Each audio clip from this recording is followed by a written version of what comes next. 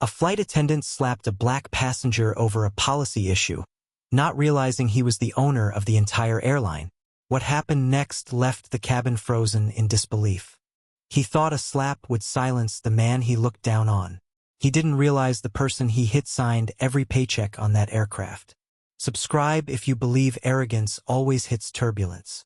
Water, please, Damon Varrick said politely, his voice low, steady. He had barely finished his sentence when the flight attendant in front of him turned away without even a nod. After takeoff, came the sharp reply, curt and dismissive. The words hung in the air longer than they should have. Damon didn't respond. He simply nodded once and reclined subtly into the cushioned seat of 2A. The leather was smooth, high-end, but it carried a stiffness, not from design, but from atmosphere. Around him, the first-class cabin buzzed with quiet tension, the kind that was felt more than heard. Luggage compartments clicked shut, boarding announcements murmured from the speakers, and a few scattered passengers settled into their seats with guarded glances. The man who had denied him water, Preston Vale, moved down the aisle like he owned the sky itself. His uniform was crisp, every pin aligned, every button polished. His gaze swept over each row not with concern, but with calculation. Preston wasn't checking for passenger comfort, he was checking for control. 19 years with Aerovin had shaped him into someone who didn't bend easily, especially not for those he considered beneath the image of first class. Damon observed everything. That had always been his strength. He watched Preston's posture, the stiffness in his neck, the way he only offered genuine smiles to men in tailored suits with visible brands. Damon's own charcoal gray suit was expensive, yes, but unbranded, subtle, deliberately so. His cobalt blue tie was the only hint of contrast, sharp against the suit's muted tones. His satchel was clean, worn in just enough to look ordinary, and the paperback novel in his hand looked well-read, not staged. Nothing about him screamed importance, and that was exactly how he wanted it. Because Damon wasn't just another passenger. He was the majority owner of Aerovin Air. But not a single crew member knew that, not yet. He had boarded under the alias Mr. D. Lorne, chosen with care from his grandfather's name. He'd opted out of all executive alerts, avoided any personal assistance, and refused the complimentary lounge services. There would be no whispers of priority guest or secret notes slipped to the cabin crew. He wanted to see the airline as it really was, not as they presented it to owners. Because what the books didn't show, and what boardrooms never heard, was how people like Preston treated strangers they believed had no power. A soft chime signaled that the boarding door was closing soon. Passengers rushed in with a mix of urgency and indifference. Damon glanced briefly at the window. The sun filtered through layers of tarmac haze, casting golden streaks across the fuselage outside. He closed the book and let it rest on his thigh. It wasn't really about reading anymore. It was a prop, cover, a signal to Preston and the others that he was calm, contained, and observant. From his periphery, he caught Preston pausing near a younger male attendant, a slim, sharp-eyed junior crew member named Milo. They exchanged a few hushed words, with Preston occasionally pointing toward rows 2 and 3. Damon could sense it wasn't procedural. Preston wasn't mentoring. He was warning, drawing lines between who mattered and who didn't. Damon had seen that kind of hierarchy before in boardrooms and backrooms, and it always ended the same way: someone got hurt, someone got humiliated, and someone got away with it. But not this time. Damon's expression remained unreadable. He leaned slightly to his left, adjusting his cufflink once more, not out of vanity, but habit. Small movements kept the body sharp when the mind was waiting. And he was waiting, not for the flight to begin, but for the truth to reveal itself. Because truth always did, especially under pressure. Footsteps approached again. Preston made another pass through the cabin, this time with a clipboard in hand, pretending to check names. When his eyes swept over Damon, there was the faintest flicker of recognition, or maybe doubt. But it vanished as quickly as it came, replaced by a practiced indifference. "Enjoy your flight," Preston muttered as he passed, not slowing down. Damon gave a polite smile that didn't reach his eyes. From behind, the clatter of a beverage cart echoed faintly. The final passengers were boarding now, and the jet bridge hissed as it began to retract. A suited man 2 rows back cleared his throat loudly, annoyed at something. The subtle orchestra of human tension continued to play. As the engines rumbled to life and the flight crew began their safety briefing, Damon felt the shift. It wasn't just altitude or acceleration, it was the atmosphere. The quiet rules of status, expectation, and entitlement were starting to stir. He wasn't here to confront them yet. That would come. For now, he was just a passenger, quiet, composed, watching. Sometimes to fix the system, you have to ride through it quietly first. "I think you're in my seat." The voice came flat and expectant. Damon Varrick looked up, calmly setting his book down. In front of him stood an older white gentleman, mid-60s, silver hair neatly combed back, dressed in a pale golf blazer with a country club emblem stitched on the chest. His tone wasn't angry. It was dismissive, practiced, and sure of being obeyed. Damon gave a polite nod, reached into his inside pocket, and pulled out his boarding pass. 2A. "That's what I was assigned," he said, offering it with composed clarity. The man didn't even look at it. He squinted briefly, then turned his attention down the aisle. "He's in my seat," he called with clipped authority to a passing figure. It was Preston Vale, tall, stiff-backed, his navy blue flight attendant uniform perfectly pressed, not a wrinkle out of place. Preston was halfway through overseeing the last phase of boarding when he turned toward the voice. The kind of voice he didn't like to ignore. "Sir, can I see your boarding pass?" Preston asked, but there was no warmth in his tone. He approached Damon like a supervisor confronting an employee who'd overstepped. Without hesitation, Damon handed it over, his expression unreadable. Preston glanced at the ticket. His jaw tensed. "You were reassigned to economy. Someone made a mistake." Damon didn't react. He simply said, "I wasn't notified, and this is the seat on my ticket." The quiet firmness in his voice made Preston's brow twitch. "Well, then it's wrong," Preston replied, louder this time. A few passengers in nearby seats paused mid-conversation. "You need to move. Now." "I'll remain here," Damon said, still seated, still calm. The older gentleman stood idly beside them, arms crossed, tapping one polished loafer against the carpet. He didn't speak, but the smug line across his lips said enough. He wasn't worried. Preston's voice grew more rigid. "Sir, I'm asking you to comply. Don't make this difficult." "You can't reassign a paid seat without notification or cause," Damon replied evenly. "I'm simply asking you to follow policy." "I am following policy," Preston snapped. He took a step closer, crowding Damon's space. "You don't dictate what happens up here." "Ido." "I don't intend to dictate anything," Damon answered. "I just intend to stay in the seat I paid for." The quiet conversations around them stilled. Eyes turned. A young man near the aisle subtly lowered his earbuds. 2 rows back, a businessman adjusted his tie and leaned slightly forward. First class was no longer just boarding.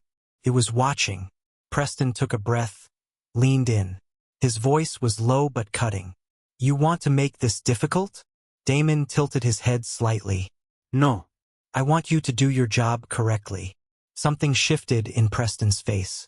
His jaw clenched, his nostrils flared. He was used to a certain order, a certain kind of passenger, ones who complied, ones who moved when asked, ones who never questioned the way things worked up here. "You people always think you can push back," Preston muttered under his breath. Damon's eyes sharpened. "What do you mean by you people?" Preston didn't answer. His silence said enough. The older gentleman chuckled dryly, stepping slightly back as if giving Preston room to escalate. The moment thickened. Damon could feel it in the air, something ugly waiting to break. He had walked into this flight expecting friction, but not this early, and not this overt. Preston straightened up, voice rising just enough for half the cabin to hear. "If you won't move, I'll move you myself." A flicker passed across Damon's face. Not fear, not anger. Calculation. He could end it now, flash his name, his credentials, drop a hint of the ownership title he carried in silence. but something inside him held back. He wasn't here to be Damon Varrick the executive. He was here to see the culture from the inside, stripped of names, stripped of power. And here it was, revealing itself without restraint. "You're not authorized to physically remove someone without cause," Damon said. "And being confident in my right to sit here is not cause." Preston's eyes narrowed further. His knuckles whitened as he gripped the seat in front of Damon, leaning over like a gatekeeper trying to close the door. "You want to test me?" Preston hissed. "Is that it?" Damon remained motionless. "No. "I want you to remember that we are still on the ground, and everyone here is watching how you treat your passengers." Several heads turned away at once, pretending not to hear. Others stared directly, unsure whether to intervene or remain distant. "I won't tell you again," Preston warned. "Then don't," Damon replied, his tone ironclad. For a moment, time stalled. The tension had gathered like static waiting for a strike. And yet, even as it crackled, Damon's posture stayed the same. Shoulders relaxed, back straight, fingers loosely clasped over the ticket in his lap. It wasn't defiance. It was conviction. Preston looked around. No one stepped in. The older man beside them cleared his throat but didn't speak. It was Preston's stage now, and he had already crossed too many lines to back down without losing face. He leaned forward, inches from Damon's face, and hissed with a venom he didn't bother to hide. "Then learn your place, sir." He had no idea the man in front of him built the very company he served. Preston Vale slammed the tray table upright with a sharp crack, jolting Damon's book from his hands and sending it sliding to the cabin floor. The motion was abrupt, deliberate, and designed to provoke. Damon looked up slowly, his expression unreadable but calm. His fingers curled slightly at the edge of the armrest, steadying himself not from fear, but from principle. "Was that necessary?" Damon asked, his voice steady and low, like the tone of a man more insulted than shaken. Preston leaned in, the corners of his mouth twitching, eyes gleaming with controlled hostility. "You've had an attitude since boarding." Damon didn't blink. "I followed every rule." But Preston wasn't listening. His hands trembled slightly, not from nerves, but from something meaner, coiled and bitter beneath years of unchallenged control. "Maybe you people think rules don't apply in first class," he spat, voice just loud enough for the nearest passengers to catch it. The temperature in the cabin seemed to drop. Damon's brow lifted just slightly. "What do you mean by you people?" Preston's jaw tensed. There was a flicker of hesitation in his eyes, perhaps the faint realization that he had just stepped into something deeper. But pride, and the presence of watching eyes, pushed him onward. "I mean passengers who pretend to belong," he hissed, his words sharp and aimed like a blade slid just beneath the ribs. Damon stared at him, not with anger, not even defiance. It was a look of pure clarity, like a man recognizing exactly what was beneath the uniform in front of him. There was no need to respond. But Preston, perhaps sensing his power slipping, chose to escalate. Without warning, Preston raised his hand and struck Damon across the cheek. The sound was immediate and unmistakable, a flat crack that seemed to still the air itself. A collective gasp rose from the cabin like an intake of breath too loud to ignore. Even the hum of the engines, steady and mechanical, seemed suddenly drowned beneath that single stunning act. Passengers in the first few rows turned sharply, mouths parted in shock. One man muttered, "Did he just slap him?" Damon didn't move. His head had turned slightly with the force of the slap, but his body remained upright, composed. His eyes fixed on the seat back ahead, his breathing slow, deliberate. The red mark bloomed across his cheekbone, a stark contrast against his poised stillness. Preston, breathing heavily, stood above him, frozen. The weight of what he had done seemed to press down on him in real time. His bravado wavered, replaced by a flickering panic behind the eyes. For a second, he looked like a man who had just realized he kicked open the wrong door. "He pushed me," Preston barked suddenly, voice cracking from the strain of desperation. Aggressive behavior will not be tolerated. No one responded. No crew member came to his defense. No passenger voiced support. There was only that lingering hush, brittle and cold, like the breath before a storm breaks. Damon slowly turned his head toward the aisle, letting the overhead lighting catch the welt rising across his cheek. His eyes scanned the cabin, but not as a man pleading for sympathy, more like a man showing evidence. Then, wordlessly, he reached into his jacket. He pulled out a slim black wallet and slid from it a small silver card, sleek, minimalist, bearing only a subtle crest. The Aerovin emblem, engraved in quiet authority. No name, no title, just power that didn't need explanation. Preston's eyes narrowed. What's that supposed to be? His voice trembled now, a forced sneer behind his confusion. Damon didn't answer. He simply tapped the card once, gently, against the back of the seat in front of him. Tap. Top. Top. From a few feet away, Milo, the junior attendant, paled. He had seen that card once before at headquarters. Only a handful of people carried it. Not managers, not supervisors, board members, owners. Milo stepped forward, his voice a whisper carried by fear. Preston, you might have made a mistake. A big one. Preston looked at him, bewildered. What are you talking about? But Milo wasn't looking at him anymore. His eyes were locked on Damon, the man who had never raised his voice, never made a scene, and yet now held the entire flight's silence in his hands. And then it was too late. The slap had already happened. The card had already been seen. The faces had already turned.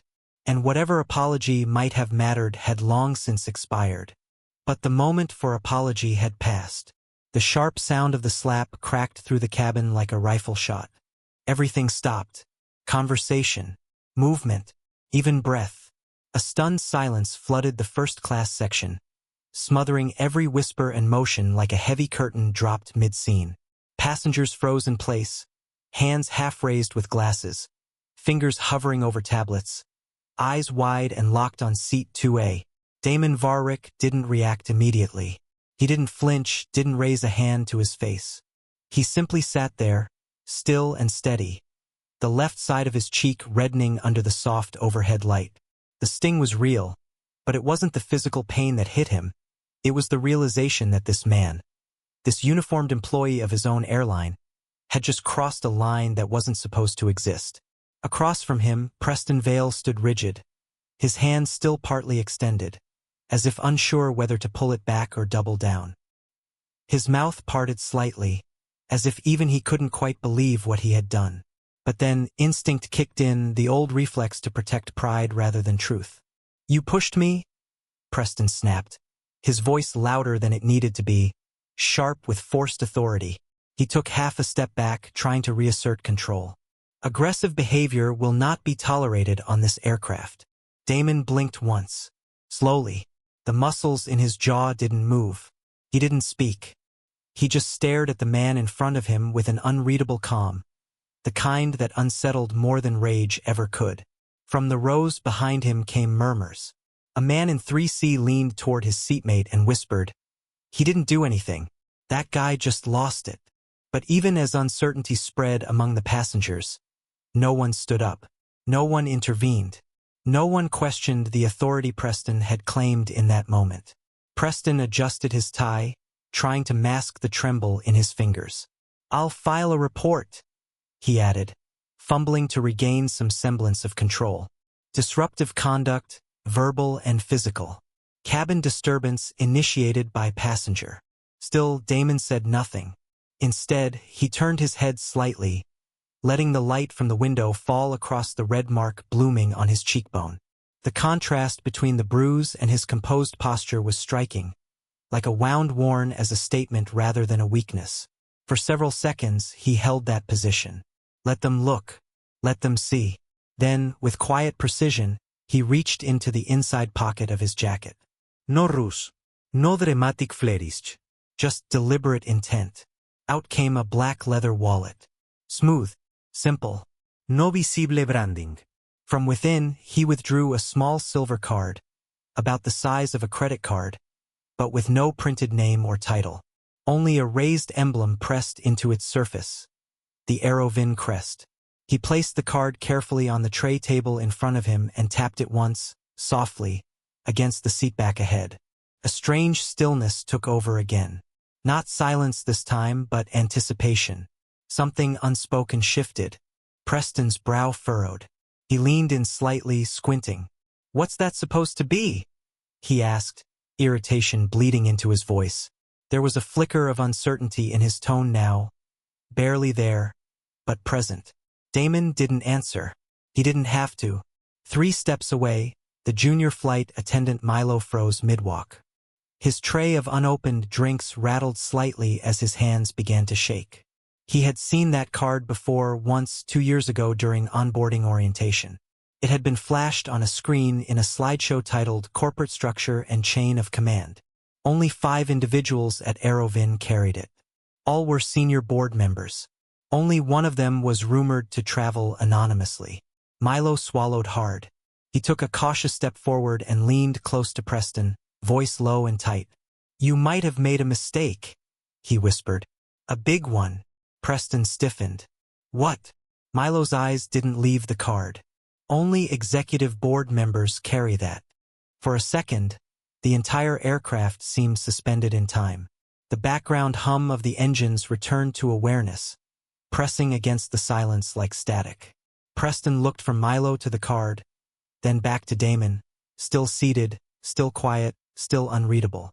His mouth opened again as if to protest, to deny, to invent some excuse that would erase what just happened.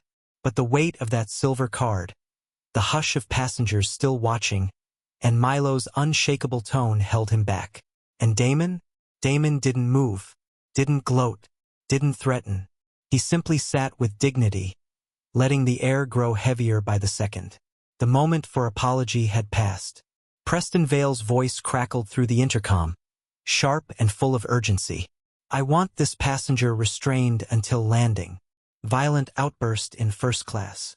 His words echoed through the narrow walls of the crew galley like a flare launched into a powder keg. In that moment, the cabin atmosphere congealed, thick, strained, and uneasy. Milo, the junior flight attendant, ducked into the galley and lowered his voice. "Can someone confirm this?" he whispered hurriedly into the crew comms. "Seat 2A. Passenger has a silver Aerovin crest card. Repeat, silver Aerovin crest. Check internal registry. Now." Back in seat 2A, Damon Varrick sat still, calm as a locked vault. He didn't argue. He didn't raise his voice. He didn't blink. Instead, he quietly pulled out his phone, tapped the screen, and set it upright on the tray table. A soft red blink began pulsing from the corner. He looked straight ahead. "Do what you need to do," he said plainly. The words cool and toneless like freshly poured water on hot coals. Preston's face flushed a deeper red, sensing his grip on the moment slipping. He turned and stepped toward the cockpit just as the forward door clicked open. Captain Bralen, tall and broad-shouldered, emerged with the steady posture of someone who had seen his fair share of midair chaos, but rarely anything like this. His eyes scanned the tension coiling in the aisle before settling on Preston. "What's going on?" Bralen asked, his voice firm but measured. Preston straightened, already weaving his version. "Passenger in 2A grew hostile, argued with crew, raised his voice, slapped my hand away, disrupted service, possible safety risk. I recommend restraint protocols." Captain Bralen's gaze shifted to Damon, who hadn't moved an inch. He looked more like a statue than a threat. "Sir?" Bralen asked, now directing his attention to Damon with calm scrutiny. "Your version." Damon didn't lift his eyes. He simply nodded toward the tray table, where the phone sat blinking. "It's all recorded, from boarding until now," he said, "including what just happened." For a second, silence fell again, fragile and electrified. Bralen stepped closer, picked up the phone, and angled it to view the footage. He watched, face neutral. The playback began, boarding, the seat dispute, the forced tone, the slap. The moment Preston's hand struck Damon's cheek, the recording paused on its own. Red flush drained from Preston's face like an unplugged drain. Bralen's brow furrowed. "You touched a passenger?" In anger, Preston shifted. "He provoked me," he mumbled. His stance was no longer confident, but defensive, feet closer together, shoulders drawn in. Bralen looked up slowly, his voice now sharper, less forgiving. "You just struck a senior board member." Preston blinked. "He's what?" "You heard me," Bralen said, each word clipped with finality. "That man owns this airline, Preston. And now, everyone knows it." Preston stood frozen, the slap still echoing in his bones.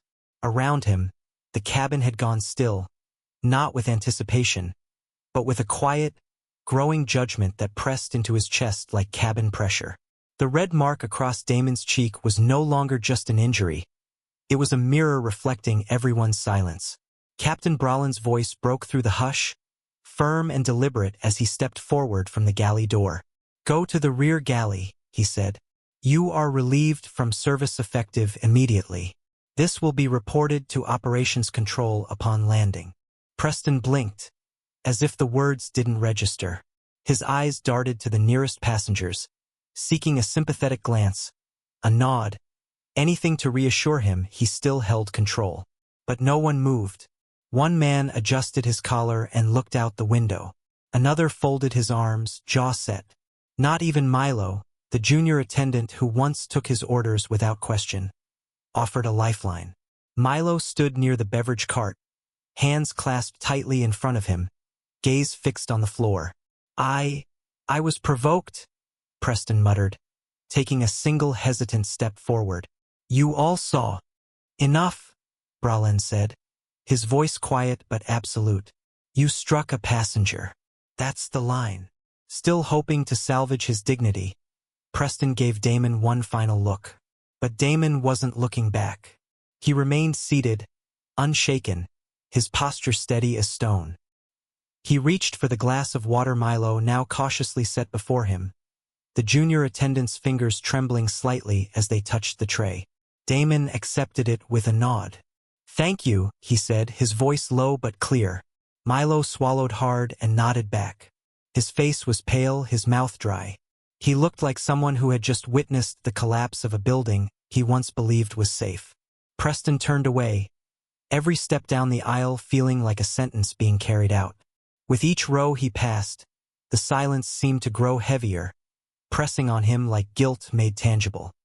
His usual stride, rigid and full of misplaced authority, was now reduced to a shuffle. Shoulders that once squared with pride now slumped under the weight of humiliation. He disappeared into the rear galley without another word. The passengers began to murmur softly, their voices threading through the cabin like wind through cracks in an old wall. Then, from somewhere in the back, a slow ripple of applause started, hesitant, almost questioning. But it grew. One by one, hands clapped. Some lightly, others with the release of tension they hadn't realized they were holding. It wasn't raucous. It wasn't a celebration. It was respect. Quiet, reluctant, overdue. Damon didn't acknowledge it. He remained still, looking out the oval window at the streaks of cloud stretching across the afternoon sky. His reflection flickered faintly against the glass, fractured by sunlight and altitude. He didn't need to smile. He didn't need to speak. The silence itself was speaking loud enough. In the cockpit, Captain Bralen re-entered and closed the door behind him. The crew had already begun sending encrypted communications to Aerovin headquarters. Damon's identity had been confirmed through internal verification. A cascade of digital alerts followed. Change of protocol status, immediate compliance with executive travel procedures, legal team standby for debrief on arrival. Back in the cabin, Milo remained at the front, not sure whether to resume service or retreat. He glanced toward Damon, whose presence now felt larger than the cabin itself. He took a cautious step forward and softly asked, "Would you like anything else, sir?" Damon looked at him, not with coldness, but with the weight of awareness. "No," he said simply.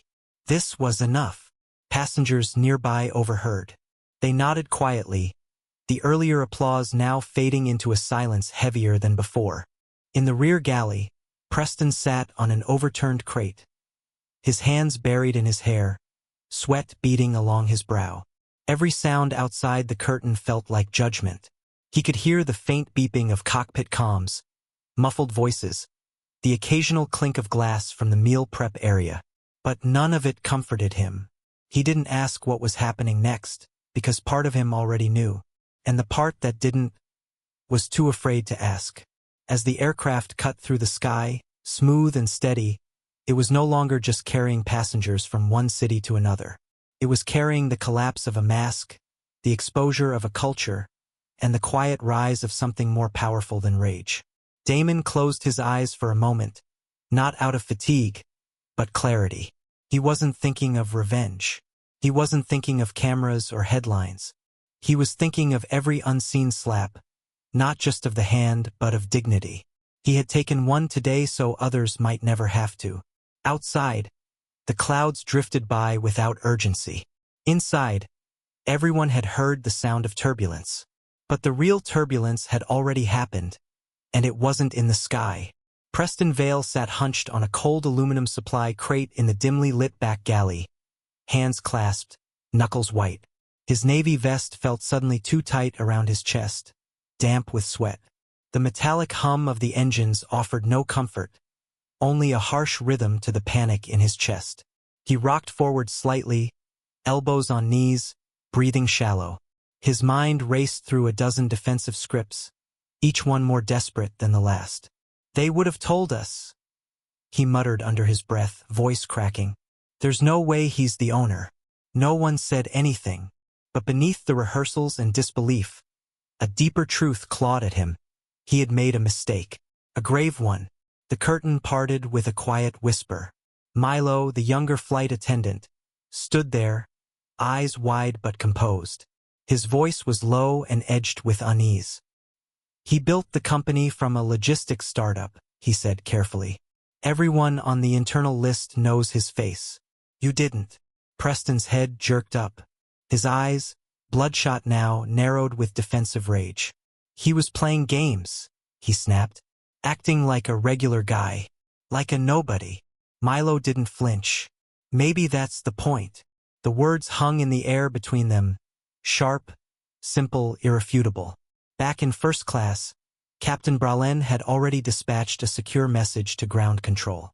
His fingers moved swiftly over the screen in the cockpit's back terminal, tagging it with urgency, requesting security and legal team upon arrival. Priority incident involving executive-level personnel. The response came back almost instantly. Confirmed.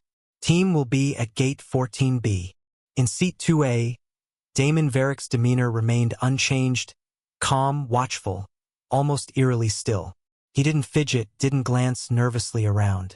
Instead, his attention was on his phone, now resting screen down on the tray table. A message pinged through. "PR team is monitoring. Let us know how you want to proceed." He read it slowly. His thumb hovered over the keyboard for a moment before he typed a single word.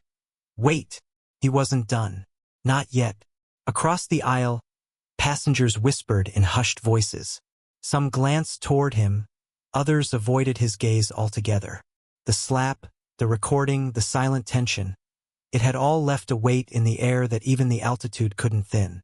From the middle cabin, a passenger stirred. Calden Bryst, a well-known tech investor and serial founder, made his way up the aisle slowly, a thoughtful expression on his face. He carried no briefcase, just a leather notebook tucked under one arm. When he reached Damon's seat, he didn't hesitate. He sat down beside him without asking. "I saw what happened," Calden said quietly, folding his hands together. "You stayed composed. That was impressive." Damon looked at him. His eyes were unreadable, somewhere between ice and fire.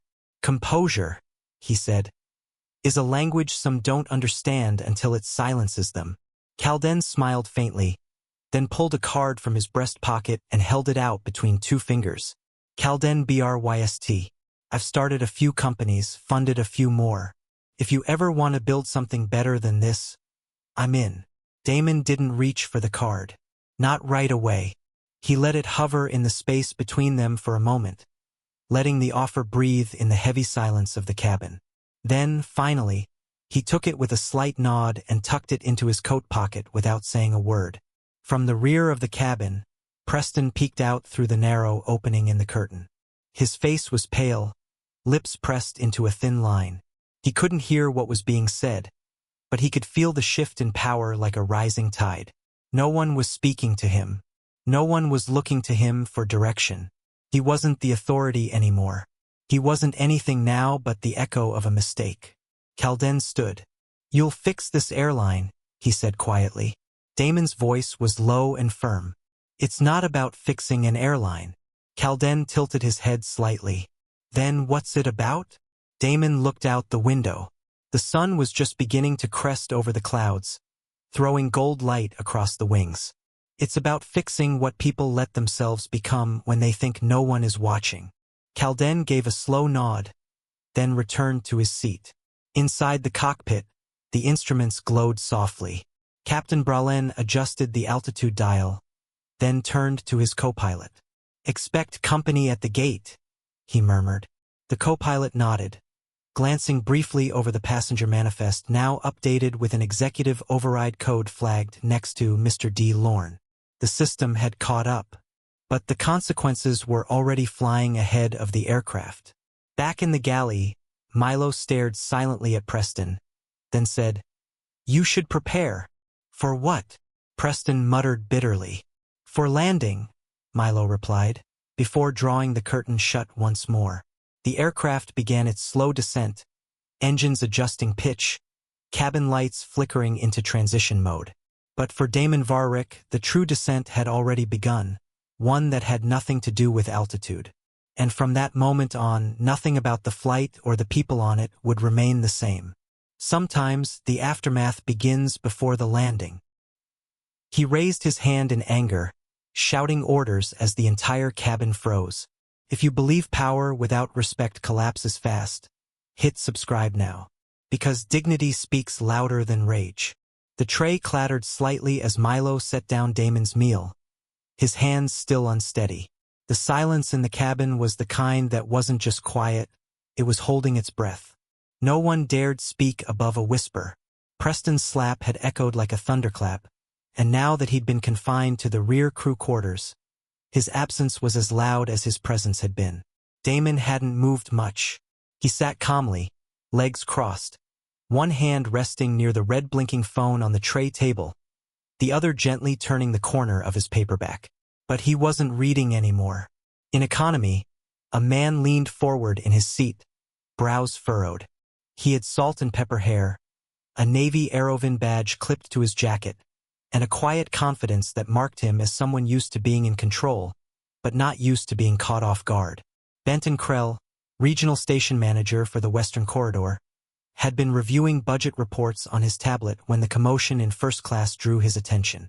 And now, after overhearing murmurs, hushed comments from passengers returning from the lavatory, and a crew member nervously whispering "board member," he put the pieces together. He rose, walked up the aisle with the careful stride of someone trying to observe protocol without making a scene, and gently crouched beside seat 2A. "Mr. Varrick," he began in a low voice, just enough for the nearby rows to hear but not beyond. "I didn't know you were flying with us." Damon didn't turn. His voice was soft but pointed. "Apparently, neither did the people I pay." Benton's face flushed slightly. He nodded, absorbing the rebuke like a man used to it but not immune. "I'll personally handle this once we land," he offered, straightening his back with a sense of duty. "There will be disciplinary action. Full investigation. I'll speak to the union rep." Damon finally turned his head. His eyes were still but sharp. "This isn't about action. It's about culture." Benton faltered. I don't understand," he admitted, standing awkwardly, one hand still clutching the seat back in front of him. Damon lifted a half-filled crew incident form from his tray and held it between two fingers. His tone stayed calm, but there was weight behind every word. "He didn't do this because he made a mistake. He did it because he thought I didn't matter." Benton opened his mouth to reply, but stopped. There was no defense for that. Behind them, Milo watched the exchange, hovering near the galley curtain, pretending to check a drawer but listening closely. He had never heard anyone speak like that on this side of the cabin, especially not with such certainty, especially not to Benton Krell. "I'll fix it," Benton said quietly, his voice thick with shame and obligation. Damon placed the crew form back on the tray and met his eyes. No. "I will." The words landed like a sentence, not one of punishment, but of intention. Benton gave a stiff nod, stepped back, and returned to economy, muttering into his calm a few seats away. A young man in business casual leaned into the aisle to watch him go. Whatever was happening, it was clearly larger than a single slap. Milo cautiously approached again. "Would you like anything else, sir?" he asked. Damon shook his head. "You've done enough." Milo gave a quick nod, hesitated, then stepped away. The lights dimmed slightly as the cabin prepared for descent. Passengers around Damon avoided eye contact, unsure how to behave. A few tried to offer supportive glances, but no one spoke. Damon leaned back into his seat, eyes fixed on the window, clouds rolling by like distant thoughts. In the rear galley, Preston paced back and forth, one hand gripping a metal shelf, the other running repeatedly through his thinning hair. He was sweating, muttering to himself. "No way he's the owner. No way. They would have flagged that. They would have told me," he growled, biting a fingernail. "This is a setup. He baited me." But even he didn't believe it anymore. Milo's voice echoed faintly over the crew channel in the back. He showed the silver crest card. Internal list confirmed him. His name's Damon Varrick. Silent partner. Preston dropped onto a crate like he'd been struck in the stomach. Back in the cabin, Damon rested his fingertips against the armrest. His thoughts weren't on Preston anymore. They were on the culture that had allowed someone like him to thrive unchecked. Allowed dismissiveness to become a reflex. Allowed silence to become policy. And as the engines gently adjusted for approach and the pilot's voice came over the speaker, Damon knew the landing would only be physical. The real descent, the one that mattered, had already started. When you let arrogance run your cabin, don't be surprised when it flies you into a wall. The wheels dropped with a heavy thunk beneath the aircraft, shaking the floor of the first-class cabin. The subtle shift of gravity signaled the beginning of descent, but the true weight pressing down wasn't atmospheric. It was personal, professional, and deeply human. Captain Brollin's voice broke through the silence with practiced calm. "Ladies and gentlemen, we'll be landing shortly. Thank you for your patience during today's flight. Please remain seated with your belts fastened." His words carried no tremor, but there was an unspoken urgency behind the message, as if the descent was more than mechanical. It was the closing act of a play no one expected to perform. At the front of the cabin, Milo stood rigid, hands clasped tightly behind his back. His uniform, though neatly pressed, bore the strain of the last 2 hours in the slight tremble of his shoulders and the pallor on his face. He didn't make eye contact with Damon Varrick in seat 2A, but the awareness between them was electric. There had been a shift in how Milo carried himself since the slap. Less scripted, more awake. Damon sat still, composed, but beneath the surface his thoughts moved like a river swelling behind a dam. The gesture from BRYST earlier, the whisper from Benton Krell, the recording now sitting on a secure cloud server. All of it wove together into a quiet strategy. He adjusted the cuff of his jacket, then reached into the satchel beneath his seat and retrieved his phone. He didn't need to review the footage. He already knew every frame.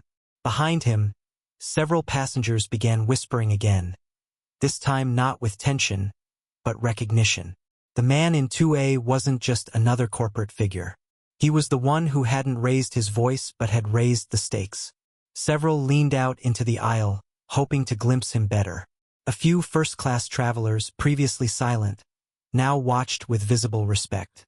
Preston Vale, still confined behind the crew curtain near the rear galley, peeked through a narrow slit in the fabric. What he saw drained the remaining color from his face. At the gate beyond the terminal windows stood 2 men, black suits, polished shoes, tablets in hand, no airline logos on their jackets. Not operations staff. Corporate legal. His stomach churned. A drop of sweat rolled down the side of his neck.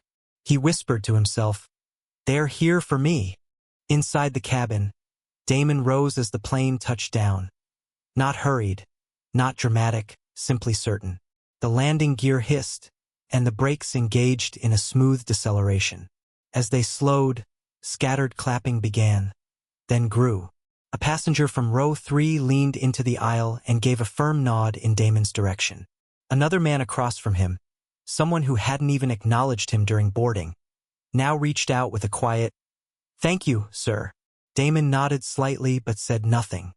He gathered his satchel, slipped the phone into his jacket, and waited his turn.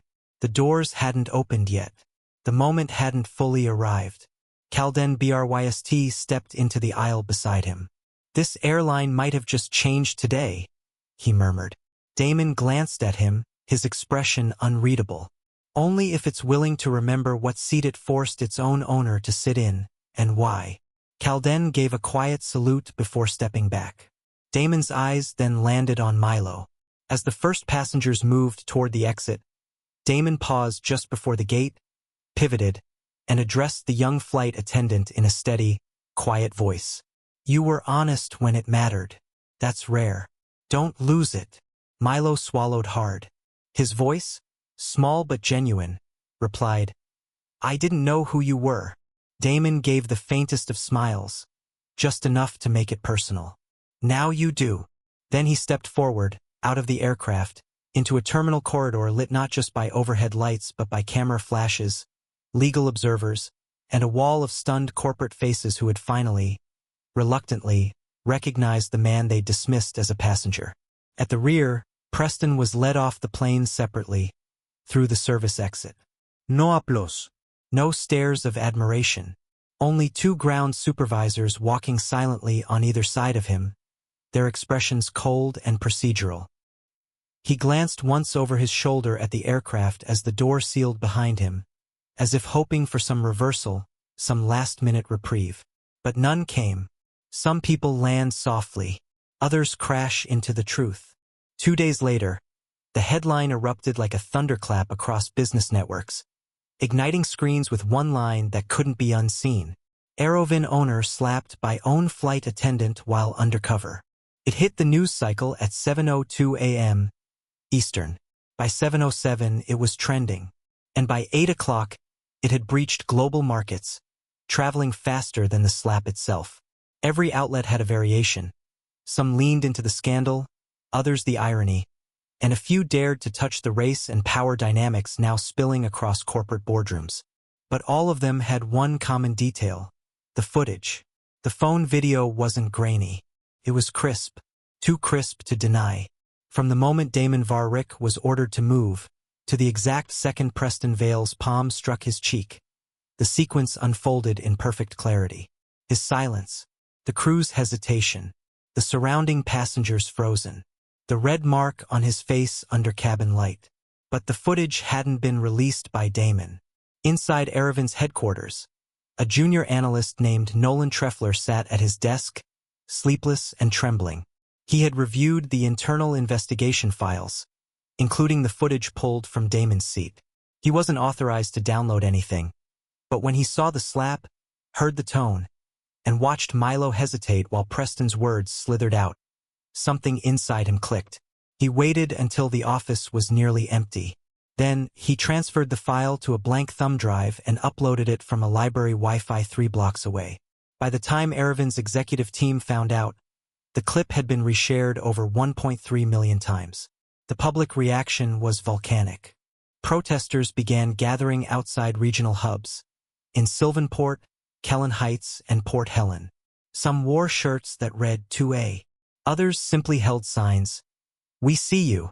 Media vans parked outside terminal entrances. Hashtags exploded. Hashtag Flight from Power and hashtag Slapgate. Aerovin's switchboards jammed with calls from customers, stockholders, and reporters alike. Inside the corporate tower, the board of directors gathered in a state of emergency. The room was glass-walled and soundproof, but it couldn't mute the world now pressing against it. They weren't just dealing with a PR problem. They were cornered. Board member Harlan Dresswick paced near the windows, jaw locked. "How did this get out?" he snapped. "I thought only internal counsel had the video." Another director, Marcus Lowell, replied, "We don't know yet, but that's not the point." "What is the point then?" Harlan barked, turning to the group. The door opened quietly. Damon Varrick stepped in, dressed not in a suit, but in a dark navy sweater, slacks, and leather shoes. Understated, unshaken. He carried nothing, no briefcase, no prepared speech. Just a single item in his right hand. The silver Aerovin crest card. No one spoke. Some leaned back instinctively. Others straightened in reflex. Damon walked to the center of the room and placed the card down on the table with the kind of finality reserved for verdicts. He didn't sit. He didn't wait for introductions. "I'm not here to review footage," he said calmly, his voice low but firm. "You've seen it. So has the world." He looked around the table, catching each eye one by one. "This isn't about one slap," he continued. "It never was. That was just the moment the curtain dropped." Harlan shifted. "Damon." Damon cut in. "You've buried complaints, suppressed reports, chosen protocol over people. And now it's staring back at you from every screen." Marcus cleared his throat. "We've issued a statement. We're reviewing protocols." Damon nodded slowly. "You're reviewing damage, not culture." A silence followed. No one argued. He leaned forward slightly, hands on the edge of the table. "Preston Vale didn't slap me because he was tired, or because I disrespected policy. He slapped me because he thought I didn't belong. Because we've built a system that lets people in uniform believe the person in seat 2A is beneath them if he doesn't look the part." A flicker of guilt crossed several faces. "And the worst part?"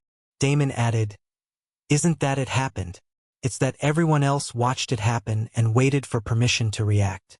He picked up the crest card again and held it between two fingers. "I carried this because I needed to observe, to listen, to confirm. But I don't need it to see the truth anymore."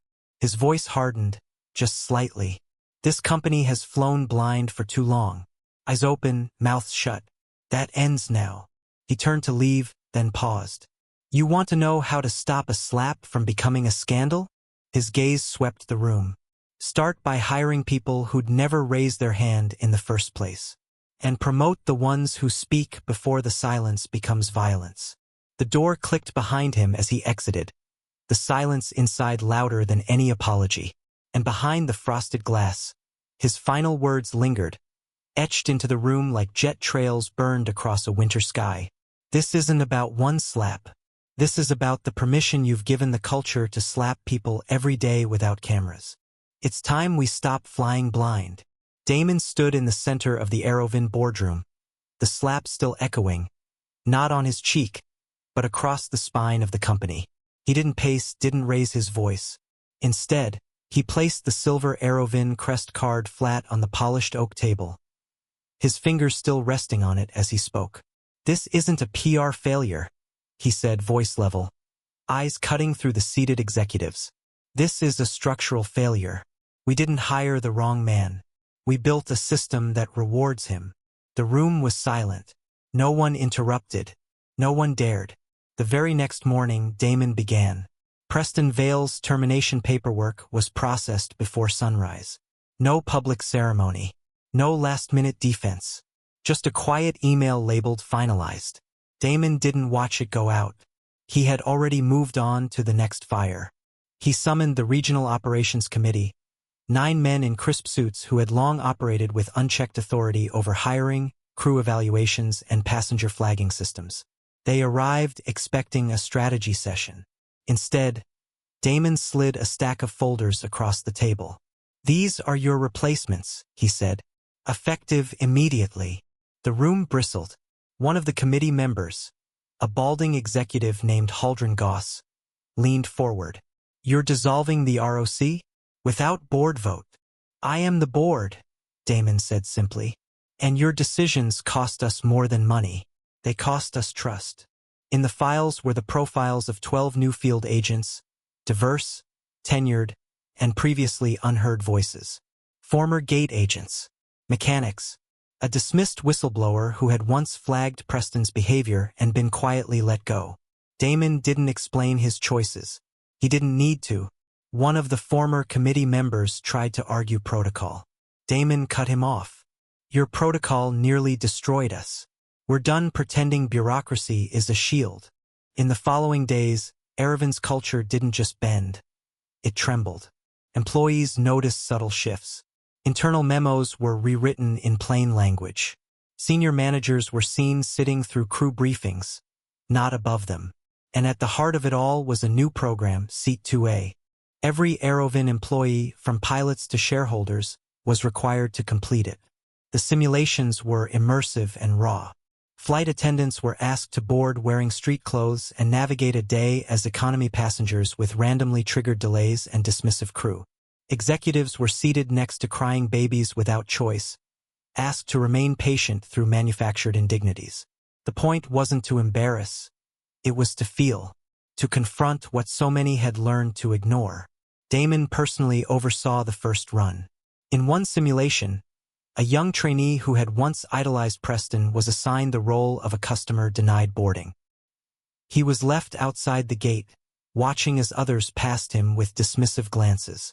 When the door closed, he removed his headset and simply said, "I didn't think it would feel that bad." Damon replied, "Now imagine it's your 12th flight this month." The transformation wasn't instant. Some resisted. A handful of shareholders even tried to rally a vote to restrict Damon's reforms. Their concern wasn't ethics, it was optics, cost, stock performance. One even accused him of emotional overreach. Damon didn't argue. He quietly initiated a buyout clause buried deep in the bylaws, offering each dissenting shareholder a generous exit package, funded entirely from his personal logistics company, Valricon Systems. Most took the offer. The few who didn't found themselves outmaneuvered by the sheer speed and conviction with which Damon rebuilt the hierarchy. Meanwhile, Milo, the soft-spoken junior attendant who had witnessed Preston's collapse, was promoted. His new title, Onboard Ethics Coordinator. But more than the title, it was the trust behind it that changed him.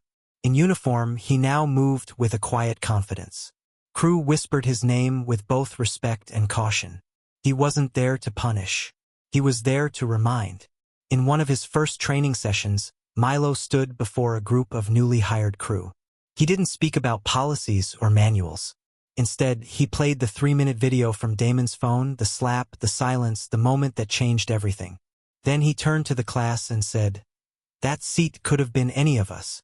So could that mistake." Airline's headquarters had never been quieter. Journalists clamored for interviews. Talk shows speculated about Damon's motives. But he stayed out of the spotlight. Every time his assistant asked if he wanted to make a statement, he replied with the same 2 words, "Not yet." He wasn't building a story.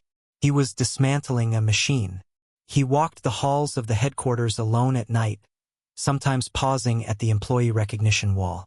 Preston's name had already been removed. In its place, a blank plaque waited. Damon stared at it long, then turned away. In the end, the reforms weren't rolled out with confetti or slogans. They arrived like a quiet storm, unrelenting, overdue, necessary. A senior analyst once joked in passing that it felt like Airline was being rebooted. Damon, overhearing, paused and said, "We're not rebooting. We're remembering who we should have been from the start." He refused to call it a rebranding. This wasn't a rebranding.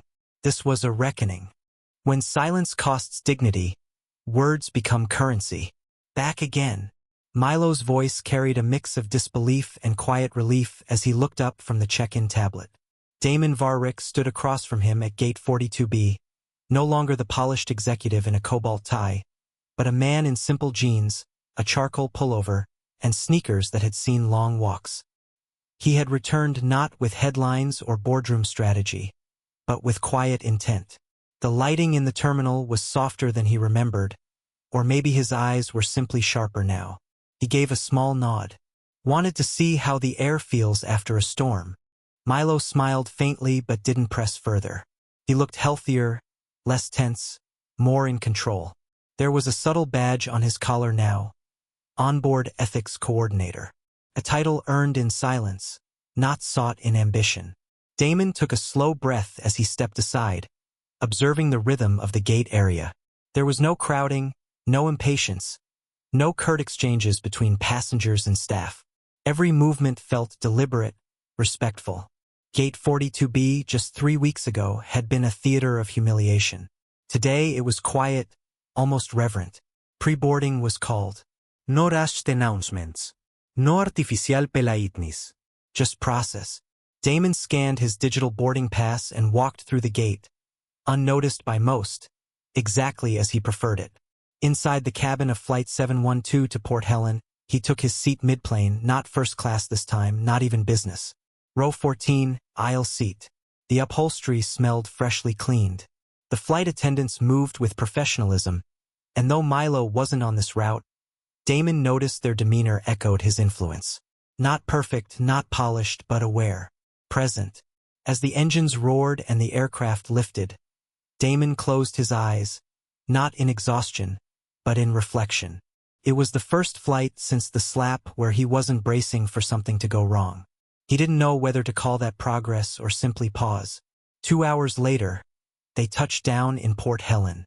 The descent was smooth. No turbulence, no outbursts, no tension disguised as customer service. Just a quiet return to Earth. He exited the jet bridge and stepped into the gate terminal. The overhead lights flickered slightly as a wave of passengers dispersed into the larger hall. Damon walked slowly, a leather strap from his carry-on curled around his shoulder. He moved through the tide like driftwood, quiet, steady, weathered. That's when he saw the boy. He couldn't have been older than 14. Lanky frame, dark skin, oversized hoodie with faded airplane schematics on the front. He stood just outside the arrival area barrier, clutching a backpack strapped tightly with one hand, the other slightly raised like he was unsure whether to wave. Their eyes met. The boy took a step forward, hesitant. "Sir, are you the guy from the video?" he asked, his voice cracking slightly. Whether from nerves or age, Damon couldn't tell. Damon stopped. The air between them held still. "I want to be a pilot," the boy continued. "But sometimes I feel like they won't take someone like me." There it was. Not a question. A truth. A quiet confession held too long. Damon saw the weight of it. Years ahead of rejection letters, sidelong glances, locked doors that needed sponsorship or lineage to open. He saw himself in the boy's uncertainty, but also in the steady flame behind his eyes. Damon reached into his jacket, fingers brushing against his phone, then deeper, toward something older, something personal. He pulled out a small metallic pin, a tarnished Aerovin crest, its silver edges dulled by time and pocket wear. The kind of token that meant nothing to some and everything to others. He held it out. "Then take this," Damon said, his voice low but firm. The boy took it with both hands, as if it might vanish if he blinked. Damon added, locking eyes with him, "And let them feel your turbulence instead." The boy's lips parted in surprise, then stretched into a cautious smile. Behind him, a man, likely his father, watched from a distance, silent, hand on the handle of a worn suitcase. Damon didn't stay. He gave a nod and continued walking, past the gates, past the terminal exit, into the cool afternoon of Port Helen. He didn't turn back. You don't change an industry by owning it. You change it by being willing to ride through its worst seat and still land standing. The room fell into a hush the moment Damon Varrick stepped onto the stage. No flashing lights. No roaring applause. Just silence and a single image projected behind him. A high-resolution photo of a leather first-class seat, labeled simply 2A. He didn't use a podium. He didn't need one. Standing in his dark blazer and open-collar shirt, sleeves casually rolled just above the wrist, Damon let the image do the talking for a beat longer than most would dare. "I wasn't slapped because I was loud," he began, voice steady, cutting through the stillness like landing gear through fog. "I was slapped because I was invisible to someone in power." No slides. No bullet points. Just truth.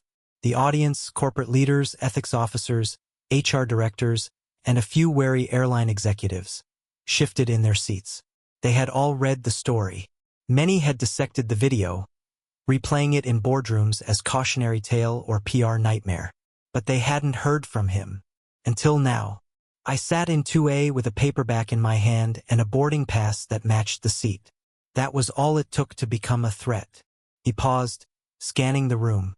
Not because of who I was, but because I didn't look like someone who belonged there.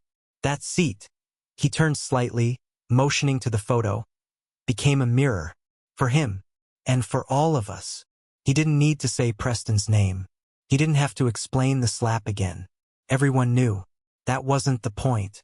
What we don't record, Damon continued, is the 1,000 invisible slaps before the one that makes the news. A low murmur rippled from the back of the room, but no one interrupted. Damon's voice had gravity. He wasn't asking for sympathy. He was indicting something deeper. The problem isn't that some people abuse power. The problem is that most people pretend not to see it.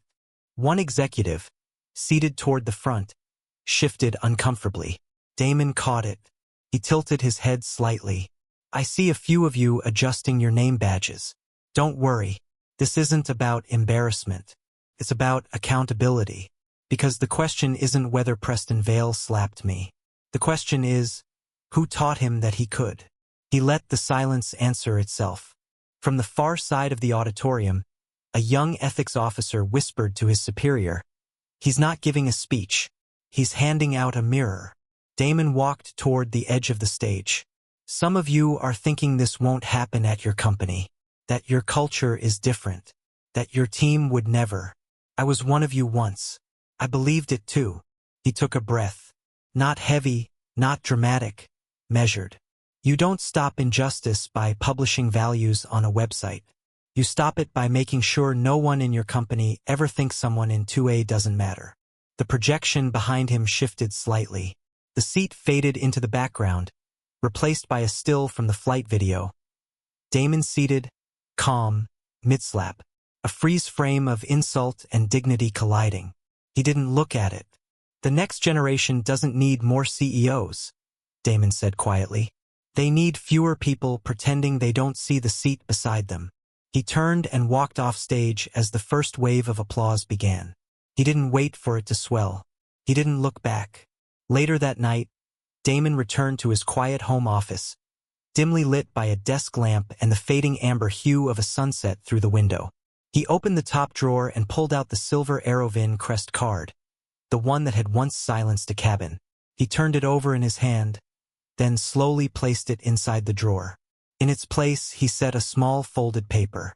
Not typed, not branded, just his own handwriting, careful and neat. Don't forget who you were before they knew your name. He closed the drawer softly, the final click echoing through the quiet room like a seal. He never flew anonymously again, but not because of status. Because now, he carried something louder than ownership. He carried proof. He struck the wrong passenger, and went pale when the captain addressed the airline owner by name. If you believe justice always boards first, subscribe now. Because respect is non-negotiable at 30,000 feet. Disclaimer: the story you just watched is fictional. It highlights racism, prejudice, and the powerful consequences that follow when ignorance collides with truth and authority. Its purpose is to raise awareness, inspire empathy, and encourage conversations about equality, accountability, and treating every person with respect, regardless of appearance or status.